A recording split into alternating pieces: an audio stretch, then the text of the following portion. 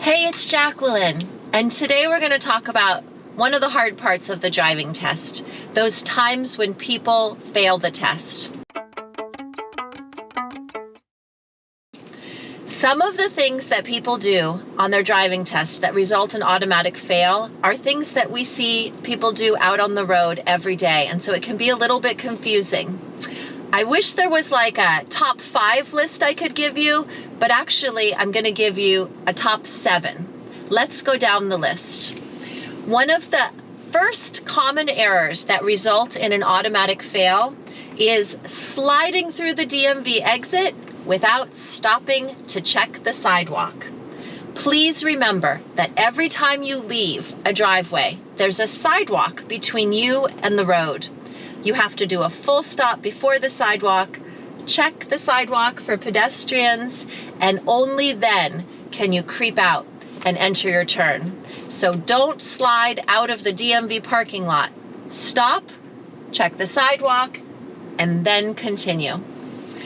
Another automatic fail is entering an uncontrolled intersection without creeping up to check for better visibility.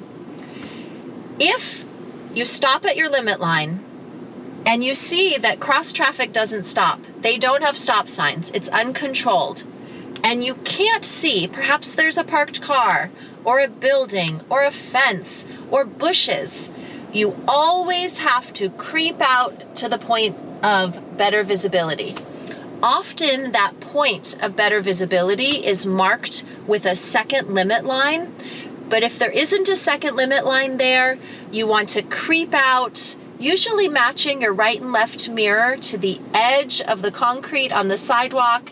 And from that vantage point, you'll be able to double check and make sure it's safe before you go. So do not enter an intersection that is uncontrolled unless you know and you've crept up and you can tell that it's absolutely safe for you to cross through.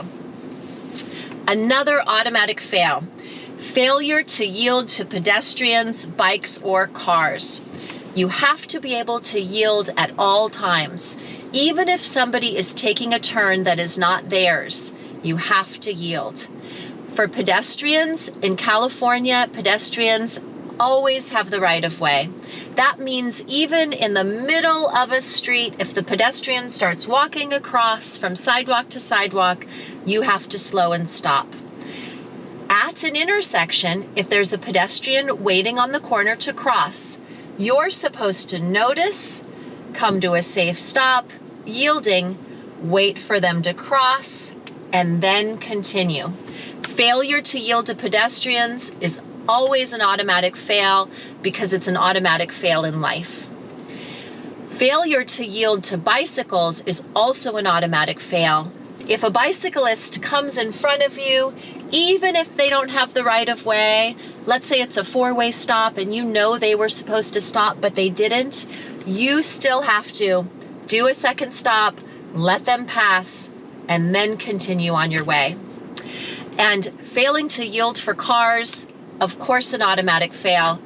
On your test, your examiner will likely take you to an intersection where there is a yielding right turn. And you have to remember to check for all 3 of those yields. Check for the bike lane, check for pedestrians, and make sure that there are no cars coming before you go. The next thing is not checking the blind spot. If you don't check your blind spot before you make a right or left lane change, that's considered a dangerous maneuver because there could be a car there or a bike or a motorcycle. So you absolutely have to check your blind spot whenever you move the car to the right or left. If you don't, it's a dangerous maneuver, automatic fail.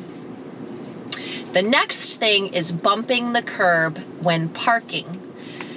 Okay, let's say this is the curb and this is your car. You're driving, the examiner will say, please pull over and park.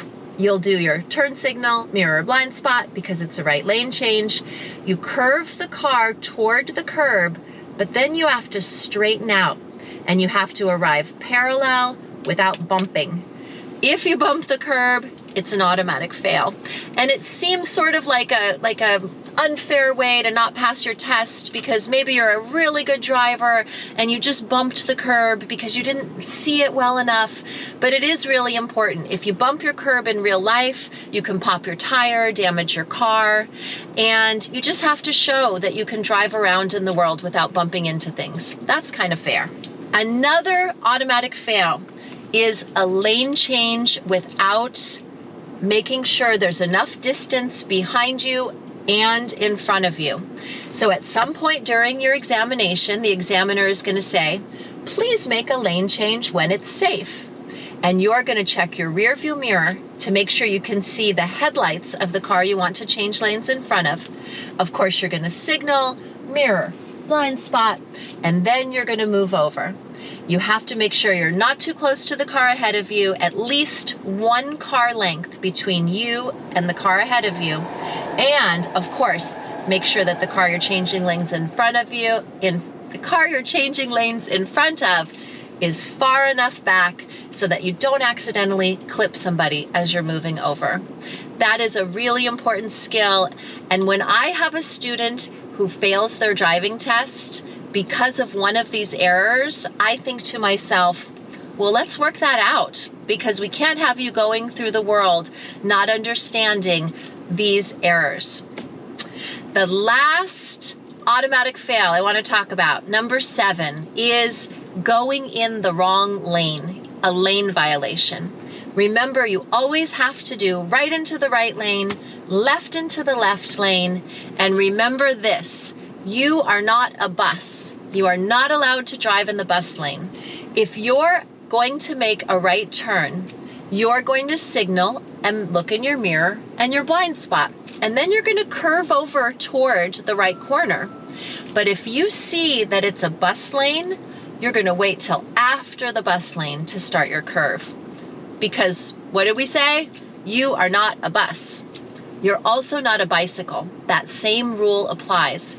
If you're driving down the road and the examiner says, please make a right turn, you're going to notice the bike lane, check mirror blind spot, and you are not going to go over the bike lane until you're at the very tip.